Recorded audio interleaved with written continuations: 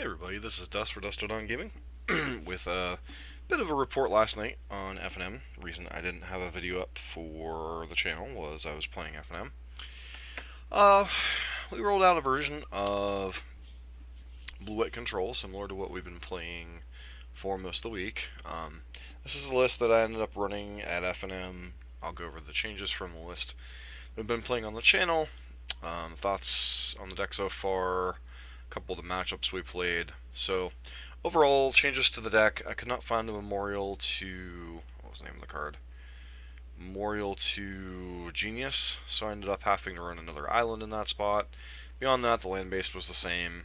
I like the one, Arch of Ozaka. 3 Field of Ruins can be quite relevant against certain matchups. The Rivulets obviously can be reasonable. As far as the main deck changes we made were... I cut the one Ether Meltdown, added 3 sensors to the deck, cut the commit to memory to the sideboard. So, thought process behind this is I wanted as much 2-mana interaction / plays as possible. Search for Azcanta is the best play you can have on turn 2, either when you're on the play or when you're in a grindy matchup. Essence Scatter and Sensor allow you to answer threats much more quickly, against particularly mono red or the red variants, which was one version we were having issues with. You want to have as quick and early interaction as possible. Blink of an Eye is a nod to the knight that has protection from white spells, however, also has some other relevancy. A lot of times I like to try to wait to cast this card until I can cast it with Kicker, so I'm getting a little bit of tempo, plus replacing itself. Seal Away, obviously probably the best removal spell available to straight blue-white, especially in this shell for the early aggro rushes. 4 Disallow, I like having hard counters for planeswalkers, for particularly resilient threats. 2 castouts are fine. Sometimes I find myself wanting more, but I understand it's an expensive card, kind of hard to cast in some windows. 4 Settle the Wreckage, we ended up running this package. We ran 4 Glimmers instead of the 2 and 2 split of Glimmer and Hieroglyphic Illumination, and then 3 Teferi, 3 Gear Hulk on the main. So, comments on the main deck. The changes that I made. The sensors were fine, the Essence Scatters were reasonable. The Glimmers, were fine as long as we hit our 4th land drop. The only change I would note, at least from FNM last night, would be I want to go to 3 Settle the Wreckage, 3 Fumigate split. Obviously, Settle the Wreckage is a known quantity. People played around accordingly. And we played against a green-white Cats deck, and a mono-white Vampires deck, and a Sultai mid-range deck that having access to a 3rd Fumigate would be reasonable.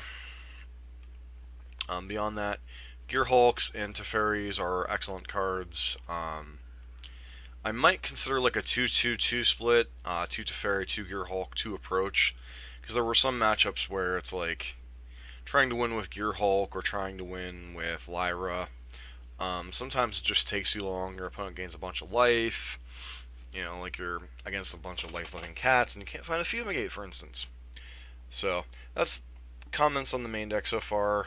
Next week I might run like a 2-2-2 split at FNM.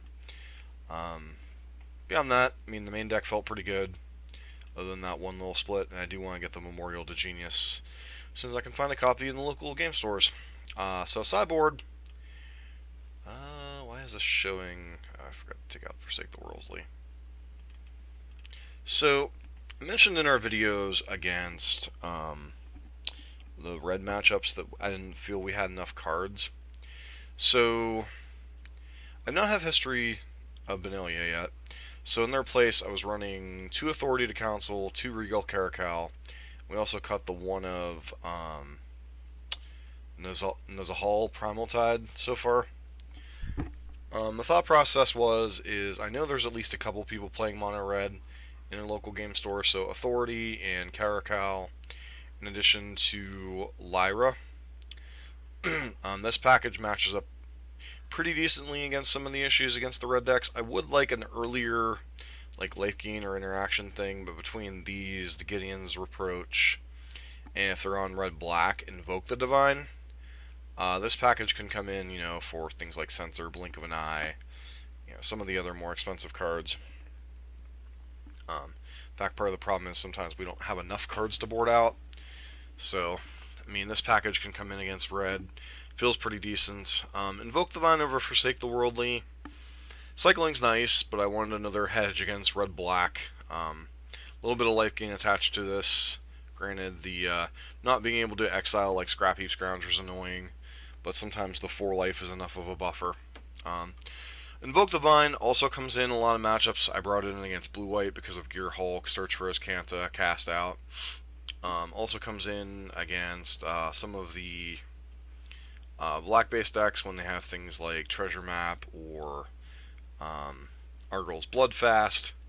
So there's a lot of different things that Invoke the Divine can come in. Surprisingly, Disenchants are highly relevant in this format. And I also played one blue-white mirror. Even though we don't have a ton of cards for the matchup, the one of Commit to Memory, the 4 Negates, and the 2 Lyras, as well as the Invoke Divines all came in. This is quite a bit of a package to bring in. Left a couple Settle the Wreckages in the matchup. The rest of the thing, board out your Censors, etc., etc. Game 1 in that matchup, my opponent was a little bit inexperienced in the control mirror, so he got stuck on lands. Teferi came down, plus, ultimated, game over 1. Game 2 was quite back and forth. I had a pretty good, decent hold on the game with like a Teferi going and a Gear Hulk in play. Then I slipped up a little bit, played into some stuff. We got back to parity in terms of like what was going on the board, but I still had a few more cards in hand. Eventually drew another Teferi, was able to resolve it, and kind of use Lyra in my last Gear Hulk to finish off the game. So mirror match could be relevant, especially preparing for Grand Prix Pittsburgh. Having access to like maybe some of the Esper tools, it might be, or the Nezahal. How would you pronounce this? Nezahal. So, overall, last night we went 3-0-1. The draw was unintentional. We went to time against Cats because primarily I didn't have the third Fumigate in my deck. So my opponent was very good at playing around, Sell the Wreckage. He had a Radiant Destiny in play, and every time we'd get rid of one of his Pride Sovereign, he'd be exerting it for another 2 tokens, and we'd just do this dance where I'd be attacking it with Lyra, and he'd be swinging back, and it was just a long, grindy affair. Another reason that I might want to consider having some number of approaches in my deck is just end games like that, where, Teferis and Torrential Gear Hulks and Lyras may not necessarily be enough to close out the game. So, thoughts on the deck, thoughts on control as a whole. Blue-White is certainly a very good deck. It might even be the best or among the best decks in the format. Certainly has flaws. If you get behind on the board, you don't have a lot of spot removal, so your sweepers really have to be able to clean up your settles and your fumigates. And if your opponent lands stuff like a Planeswalker when you had to settle, or something along those lines, or an early Argyl's Bloodfast, another card like Glint-Sleeve Siphoner can be a real problem in the early game, as I play against a Sultai list that was running that. So a lot of little cards that can be early issues for this list. I think Esper might be able to solve some of those issues, but you're also opening yourself up to having less sweepers in your deck. So we're definitely going to test Esper. It's certainly a investment to get the lands, to get the remaining Vraska's Contempts and such, get Scarab Gods, if that ends up being a better strategy overall. Obviously, Scarab God can close out some of the matchups we were having issues with. So we're definitely going to be taking a look at Esper here in the coming weeks, because we've got another 4-ish weeks before Pittsburgh, 5-ish weeks.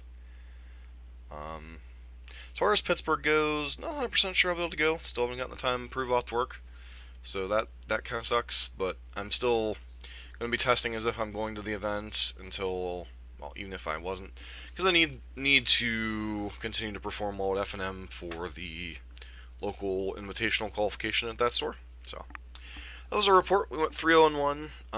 In terms of actual matches, we went 2-0-2 technically in games played. We won our match against Mono White mid-range, like History of Benalia, Lyra, some Vampire Beatdown. Cats ended up dragging out. Game 1 took a little while. We were able to close it out. Game 2 got stuck on 4 lands. Opponent was able to force his way through most of my settles, and then just got stuck with like a couple Teferis and then like a Gearhulk in hand, couldn't cast. And then game 3, really long, drawn out. He played around Settle the Wreckages very well.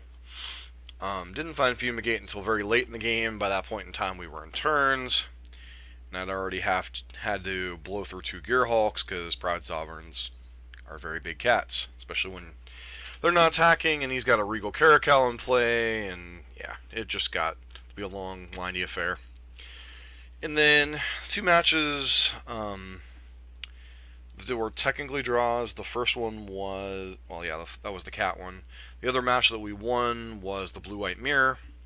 And then the other match that was a draw was a Sultai mid-range list that my opponent ended up scooping to me in game 3 because I needed the points. He did not for the local qualifier.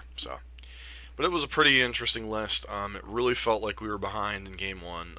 He had like Siphoners and Champion of Wits.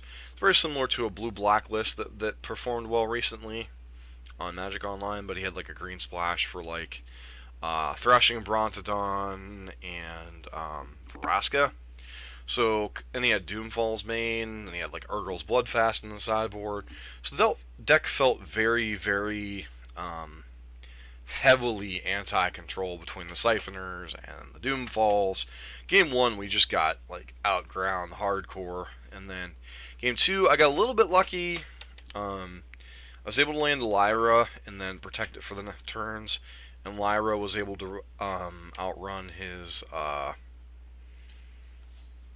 2 Siphoners and Champion of Wits, so we were able to win that way. And then, like I said, he was gracious enough to scoop for game 3, so I was able to play the blue-white player to try to get some points, and I ended up being the blue-white mirror. So that was the report from FNM. We're playing a couple, like at least one or 2 matches. I'm probably going to load up a flash list here in a few. Want to get a good feel for a couple of the different flash variants. Then I'm going to start working hard on some Esper lists to see if it's worth the investment, getting the land base, getting the other pieces necessary. So this has been Dust for Dust on Gaming with our FNM report on our blue-white control series in Standard.